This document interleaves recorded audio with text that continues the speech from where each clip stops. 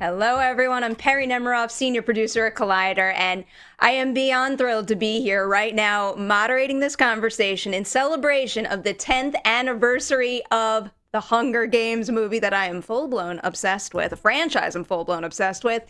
Right now, for this conversation, not only do we have Bentonville Film Festival chairperson Geena Davis with us, but we also have the producer of the Hunger Games movies, Nina Jacobson.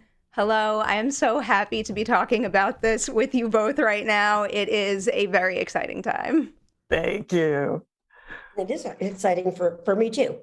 For a whole lot of reasons. We're gonna get to what's so exciting coming up for you a little later in the conversation. But my first question is for you, Geena. So to start, can you tell us a little bit about why you first started the Bentonville Film Festival, but then also how celebrating the Hunger Games adheres to your original vision for the festival?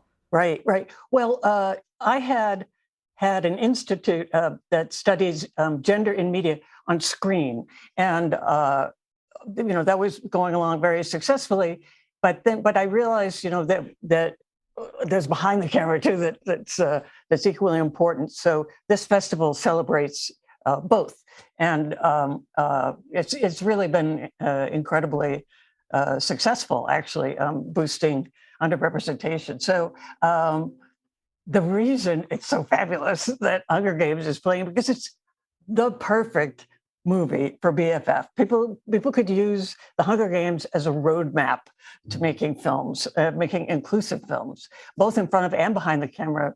The production crew, it was so filled with women, and Nina was right there making it all happen. So, the competitors in the games were equally male and female, very diverse. So this is a fantastic movie. Besides being a fantastic movie, it's a fantastic movie. It's definitely changed the roadmap of my career. It's a big reason that I'm sitting here right now. I'll put you on the spot real quick, Nina. I cold emailed you before the movie ever even came out. And I know that, actually. You were kind enough to write me back, and I'm being completely honest. Having a response like that is very inspiring, and it was something that gave me the confidence that I was in the right industry and that there were some really special, inspiring people for me to meet along the way, and it certainly has happened. Wow. Well, that's very nice. You were an early adopter. I do remember that, actually. I'm not letting go of that franchise for anything, so I'm so happy you are continuing on. But before we get into that, Nina, for you, what excites you the most about getting the opportunity to celebrate the first Hunger Games movie here at Bentonville versus any other festival out there? Well, Geena had a very formative impact on me, actually, as a studio executive. And it was a good long while ago that I had a job behind a desk and in a suit. And at the time that I was running production at, for Walt Disney Motion Picture Group, Touchstone, and Hollywood, and the Walt Disney Pictures, Geena came in with Stacy Smith from USC Annenberg, and kind of the early data that they had gathered on women on screen. And the data was just so glaring and so clear, and things that I had never even thought of, that I think at the time was at 70% of speaking of speaking, roles went to men, or were spoken by men. Even if you were in an animated movie and they were fish, they were still male fish. Right. And that, when women were featured, they never had as many clothes on. Again, whether it was animated or not. And there was some really, the level of data and research that has come out of Annenberg since then, and with Geena's, institute, it has been really remarkable how much more we know now about who's working on camera and behind the camera. But the wake-up call, especially, I think, because when Geena came in, she said, I'm not expecting that all of a sudden you're just going to toss out all of your stories that have male protagonists and that it'll all be female protagonists from here on in. I'm literally asking you to pay attention to who gets to speak and how they're represented, and that it could be just making sure that the number of people who say, hey, he went that way, or you called a plumber, that those are 50-50. And achieving parity step by step was something that really became, I already cared about it, but I don't think I understood it as much as I did after Geena came to speak to us. And it really was a turn for me. And I would say from that point on, it's been a focal point for me as an executive, and has continued to be even more so as a producer. Speaking of your work being an executive, so you worked in that capacity in the industry and then you started Color Force. Is there anything specific about your experience having worked as a studio executive that you found influencing how you led Color Force and what your goals were for that company? Yes. I mean, I would say that, I mean, for one thing, especially, when I was an executive, like it was mostly, it was a lot of dudes. It still is a lot of dudes, but it's a lot of white dudes, and most of the power remains in white male hands. And I was very struck by that a lot of the assumptions that were communicated as kind of like the rule of thumb would be like, well, listen, you have to understand that, like, here's how it works. Like that men are more or less, they didn't describe it this way, the O positive blood type of representation. And, women will relate to a male protagonist, but men won't relate to a female protagonist. It's not true. Same about people of color. These were like underlying assumptions that happen to have all been realized remarkably by white men, that somehow the best thing that you could ever possibly do is to focus your story on a white man, because that's what everybody wants to see. And and I think questioning that assumption as a producer has been at the heart of what we are trying to do as a company, in pursuit of entertainment, but in pursuit of entertainment that is that its reach is as great as the audiences that we may, that are seeing our movies or shows. And, we're not trying to speak to one type of audience. We're trying to bring as many people as we can to the theater or to watch your show. And I think that the assumption that inclusivity and diversity was some kind of do-gooder impulse as opposed to a commercial impulse was something that had to change, that has been changing, although it still continues to be that when a female-led movie succeeds, people still act surprised, but it shouldn't be surprising. And so, but one of the rules of thumb as an executive was nobody wants to see a woman as a protagonist in an action movie. So we decided, when with the Hunger Games, we got plenty of passes based on those kinds of assumptions. But luckily, we got a yes from Lionsgate, and they really got it. And they were 100% behind, the vision that Suzanne had for the movies and that we shared. Lionsgate's a company that continues to get it by backing continued Hunger Games movies, and also with The Protege, which came out last summer, which is phenomenal. Geena, for you, so not only are we celebrating the 10th anniversary of Hunger Games right now, but you also have the 40th anniversary of Tootsie to be celebrating right now. So it was making me wonder, what is something that early 80s you on the set of your very first film would be just so incredibly thrilled to know that it's now a possibility for women in film in 2022? Things have improved. So 40 years, I do have a sweeping view of this, and things have changed for the better, profoundly not enough. There was a big change that specifically happened at Me Too. It very, very much impacted Hollywood.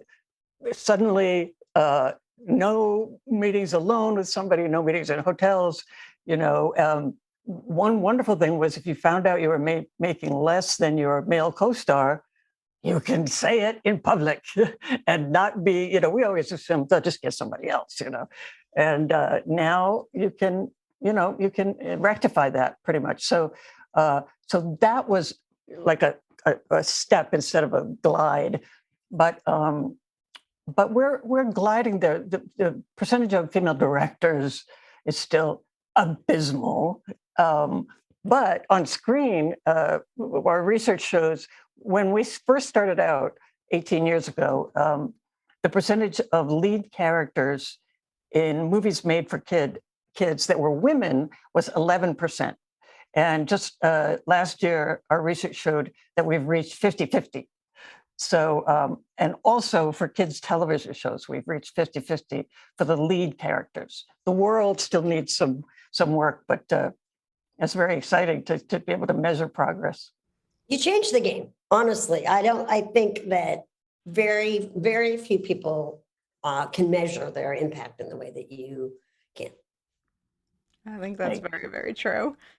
All right, digging into Hunger Games specifically right now. So, Nina, you just had quite the powerhouse team of women leading the way on that first film. You, of course, Jennifer, Suzanne Collins, and also a female executive, and Ali Shearer as well. At that time, did having that feel revolutionary to you, even though it was only 10 years ago? And if it did feel revolutionary, what is something that you were all able to create while making that film that felt different and that you wanted to keep recreating on your future projects? Well, I think certainly for the first Hunger Games, the fact that it was not only that Katniss was a female protagonist, but that she was not defined by the boy she wanted to be with. That wasn't at the heart of her story. Her issues, two men were in love with her, but the romance was not what drove her in any way, shape, or form. She was driven by her own beliefs, her desire to protect her sister, to protect her family, and what Suzanne and I used to talk about as kind of concentric circles of concern. That she starts out with, I want to survive so I can take care of my sister, and I'm going to volunteer in order to protect my sister, and I need to survive because I promised my sister I would come home. And ultimately, over the course of the series, the loyalties that she feels extends to her community and ultimately to her country, and becoming a revolutionary. And I think having a female protagonist who was unapologetic and super capable in every way, better with a bow and arrow than anybody in Elson. Certainly that story, and any woman we'd ever seen on screen, not off, but on. I think having the freedom to have a woman in the lead that way was something that might have been different with more men at the table in terms of decision making. Speaking of the bow and arrow of it all, Geena, I was reading that the 1996 Olympics inspired your fascination with archery, and that also just happens to be about the time that we got some more action-heavy movies from you, like Cutthroat Island and The Long Kiss Goodnight as well. Was there anything in particular about that time in your life that was inspiring you to embrace more action-oriented roles and also hobbies as well? Um, Absolutely. When I was cast in A League of Their Own, I didn't know how to play baseball, or any sport. I had been insanely tall in high school, and I didn't want to do anything physical. People were already looking at me enough, so I had to learn baseball, and it turned out that I was kind of good at it, and then I had to learn fencing and ice skating and horseback riding, and then taekwondo, pistol shooting. So, and I was kind of good at all of it. But it's still a movie, it's still a movie. That the ball's going to go over the fence whether you hit a home run or not. Uh, so, so I decided that I wanted to learn a sport in the real life version, not the movie version, and just pick a sport. And so I happened to see archery on the Olympics in '96 on TV, and I was like, wow, that is so beautiful and dramatic. It's so gorgeous. I wonder if I would be good at that. So I find an Olympic level coach, and I start practicing 4 hours a day because I can't do anything, halfway. And yeah, so I became semifinalist in the Olympic trials. Incredible. Like the thought of someone just seeing something and feeling inspired by it and then getting out and actually doing it is really, it's something else. And normally people get afraid. Even if they want to, they're like, well, I probably can't do it, so I'm not going to try. Right. Well, I have to tell you something because my archery coach called a few years ago and said he was looking at the graphs for participation in archery. And it was always men at the top line and boys and women and girls way at the bottom. And in 2012, he told me the line for girls shot up 105% and became the top line. And so what happened in 2012? Hunger Games came out and Brave, and literally girls left the theater and bought a bow. The line went straight up. And it just shows, I mean, we have so many examples of this, but it shows how powerful images are, and they can make you think that you can do things that you didn't realize you could. It can change your life. And so that movie was very, very important to a lot of women. I do think that, the whole, you can't be it with if you don't see it is true. When it takes such an extraordinary level of confidence to decide on your own, which people have done, like, well, I don't know anybody who does this, but I'm going to.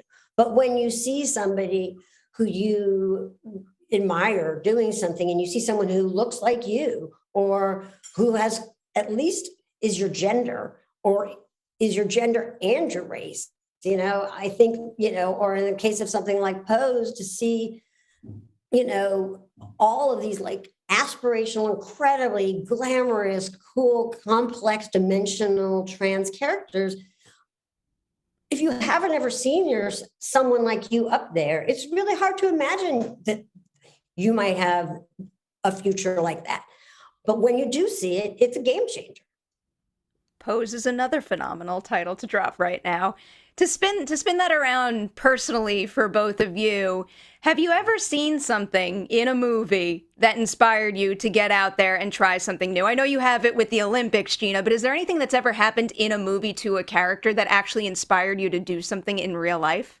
Well, I would say for me, I would use it. It might not have fully been the inspiration, but when I was first sort of figuring out, what my own, sexuality and all of that. I was in college. It was a very different time. And, I was going to college in Providence, Rhode Island. And like, for the most part, like all the lesbians you would see were like, kind of, like it was a certain type at that time, the corduroy pants, maybe hiking boots, flannel shirt, bi-level haircut. And I was like, well, I guess, that's what going to be it for me. That'll be what I have to be like, find somebody with that vibe and, and whatnot. I guess I'll have to get that haircut at some point and those pants. And when I saw Bound, I remember like the first time seeing like beautiful, aspirational lesbian characters was a mind blower for me. It was like, well, maybe this will be okay. Maybe I won't have to go with the cords. Not that I don't like corduroy pants or hiking boots or flannel shirts, because I have all of them, but I didn't want it to be the whole story. Well, for me, it was more that something that impacted me was that I love action movies. And I always go on Friday night, well, I haven't for the past couple of years, but I go on Friday night to the biggest action movie that's starting that week. And because I just love it. And so I had this aspiration to be in action movies. So I kind of made that work. I love it. And you did it. I ran my first full marathon because of the movie Brittany Runs a Marathon. There you go. There you go. I'm very grateful for that film.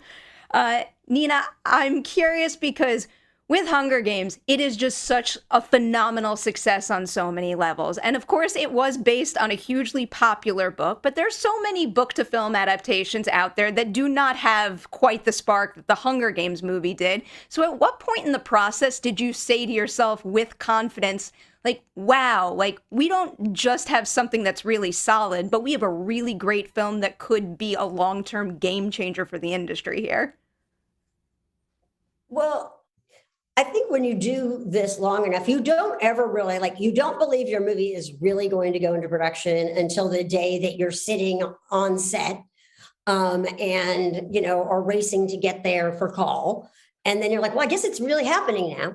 And honestly, I mean, we could feel like the wave coming behind the book. The book started to really blow up while we were developing it. When Catching Fire came out, because when we first optioned the book, only Hunger Games had come out, and when Catching Fire was published, it shot up to the top and pulled Hunger Games up with it of book sales. And so we could see something's happening with this property and it's catching on, and you could feel it literally, anecdotally. You just see people with the book tucked under their arm, or you start to just see it around a person's house or whatever. And then even when we got to the tracking, and that all seems so great, you still are well, we'll just have to see. But that first weekend of phone calls when our grosses started to come in, it was incredible. You would have to have been, and people would say, oh, did you expect this? I was like, you'd have to be out of your mind to expect this. You'd have to be delusional to expect this. Yeah, that's like an unheard of tier that only a select few movies actually hit. To turn that question into something a little more personal for you, Geena, you've just accomplished so much over the years, but early on, was there any particular career accomplishment that you think helped you get the opportunities that you most wanted in those early years? After I did Tootsie, I did quite a few strange movies. I did The Fly and Beetlejuice and Earth Girls Are Easy, and a few things like that. And I was lucky enough to get offered them, but I chose those kinds of roles because I wanted something to do. I didn't want to play the girlfriend of the person doing all the stuff. I wanted to do this stuff. And so I chose some kind of offbeat movies, but it was a wonderful opportunity for me. And so I've kind of tried to stick to that, to really try and wait until a movie comes along where there's something interesting about the character that I get to do. Beetlejuice is a classic. I've watched that movie more times than I can count. Right. Nina, for you, looking back on Hunger Games, even after so many years, is there anything that, looking back to the production of the film, now still makes you say, I can't believe we managed to pull that particular thing off, whether it was, I don't know, a certain resource that was really hard to get, a particular scene that was especially tough to shoot, anything like that? I think that the biggest thing was to be able to protect the fact that they are kids, that the Hunger Games are, the people who are, play in the Hunger Games, and not much playing, the people who are subjected to the Hunger Games, in the books, they're 12 to 18. And part of the reason why I went to Lionsgate actually is that, having been a studio executive, I know a lot of the executive dance moves. And so an executive dance move would be to take something that's provocative and scary and potentially, controversial, like kids killing kids, and say, well, do they really have to be 12 to 18, because if we can make them 18 to 25, then we could cast this person and that person, because obviously people also don't usually get famous by the time they're 20 or whatever you're going to be to play the 12 to 18. Obviously we cast people who are under 18, but for working hours, we also cast people who just look under 18. But being able to actually make the movie with the characters playing the ages that they were meant to be in the book, and not having to kind of smooth the rough edges, is something that I'm still kind of amazed that we pulled off. With that in mind, here's a question for both of you, because I know sometimes, especially if you're newer to the industry, it can be scary to have an opinion like that and to be able to speak up about it and make sure that what you think is right happens. So what would you suggest to someone who's working on something and believes in something like you did in that, Nina, and wants to make sure that it happens? What's the best way to go about it? It's really about choosing the right home. And ultimately, Lionsgate was the place that really embraced what the book was. And, you know, you can really get into a habit of, in some ways, you know, in any, like when you're, let's say you're hiring somebody, if you've been interviewing somebody and you realize that during the meeting you did most of the talking and you loved them, there's a really good chance that you just hired you. You had a lot of opinions, and the person who wanted the job said yes to you.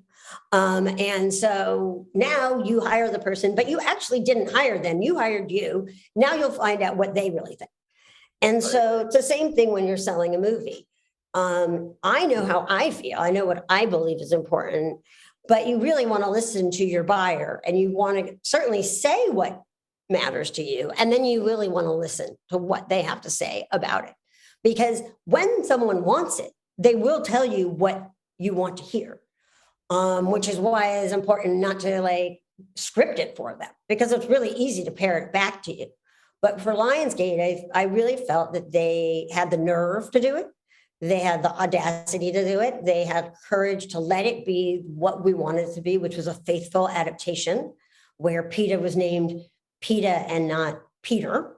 You know, I'd gotten, when we first went out with the script, I got asked, can you make them older? Can it be Peter and Cat? You know, like, why does it have to be Peeta?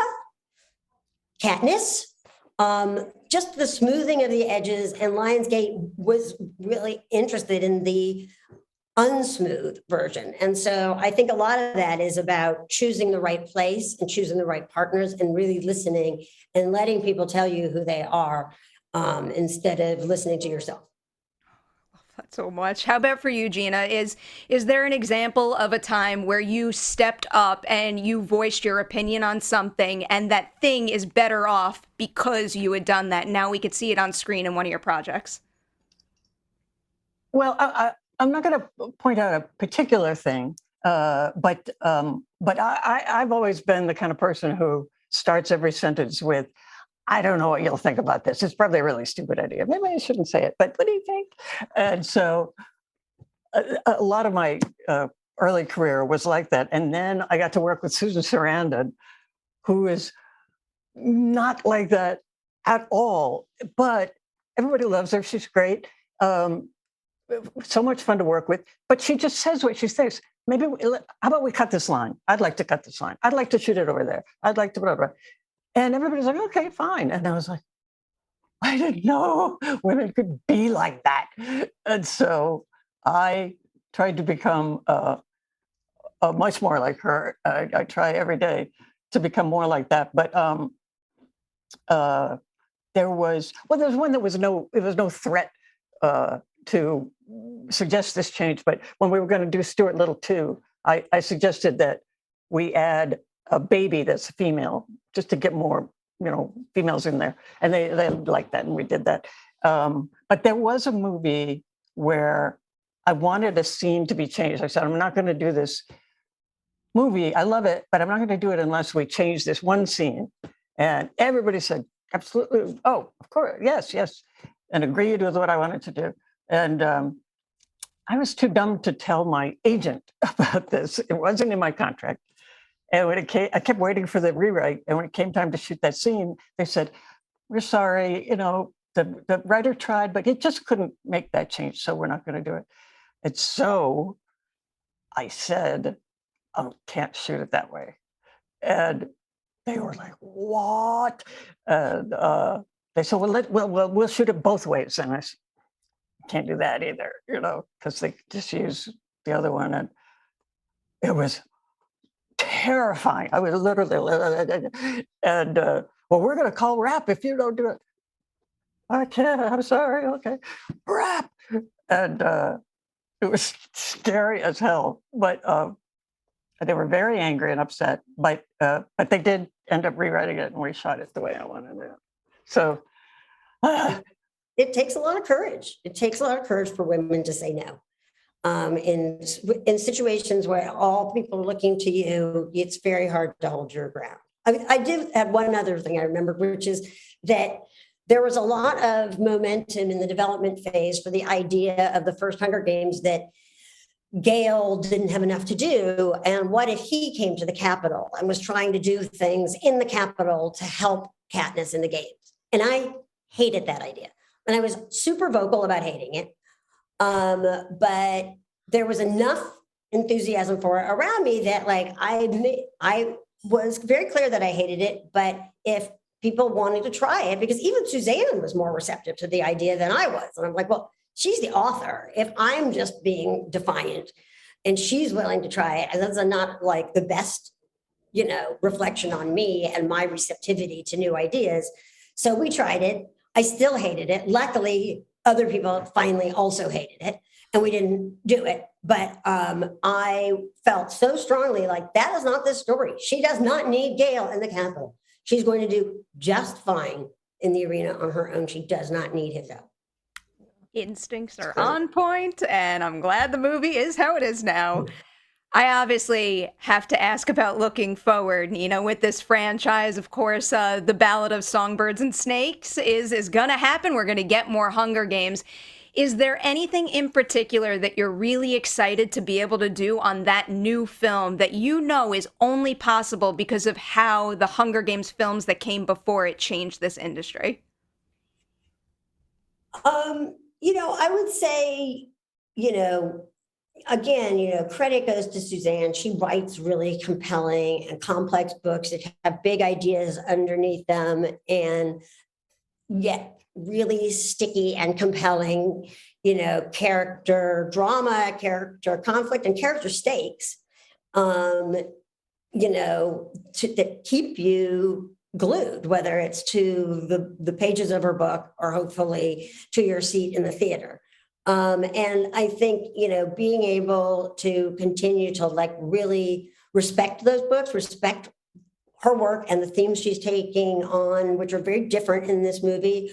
In this film, obviously it's really interesting to be trying to get under the skin of a young President Snow, not yet presidential in the least, somebody who to see how does a boy become that man? And to be able to draw on the material from the first movie in terms of our knowledge of who that character becomes as played by Donald Sutherland, what his relationship was like with Katniss, how this story might have informed who he became in this, have this story that we're telling now, which happens, 64 years prior, informed who he would become later, and particularly his relationship to the districts and to District 12 is really just being able to like enjoy like the other side of the mythology, being able to always, be mindful again. And, Lionsgate's been great partners in this of, taking our own diversity and inclusion to the next level in terms of casting and as on screen and off, that's also a huge priority. But, mostly it's also just really exciting to be back in the world of it because I missed it. I miss it quite a bit. I cannot wait to jump back into that world. I'm so excited for you and the team. Geena, for you, looking ahead with Bentonville Film Festival, is there anything you're really looking forward to doing with the event in the future due to how strongly it's been embraced thus far? Yeah, it's been fantastic.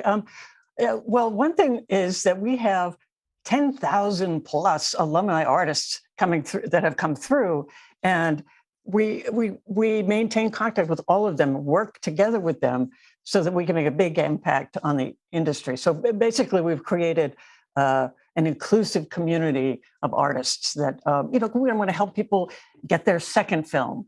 A lot of people have a hit in their first movie and have to wait years and years for their second one. So those are the kinds of things we're doing, but it's very rewarding.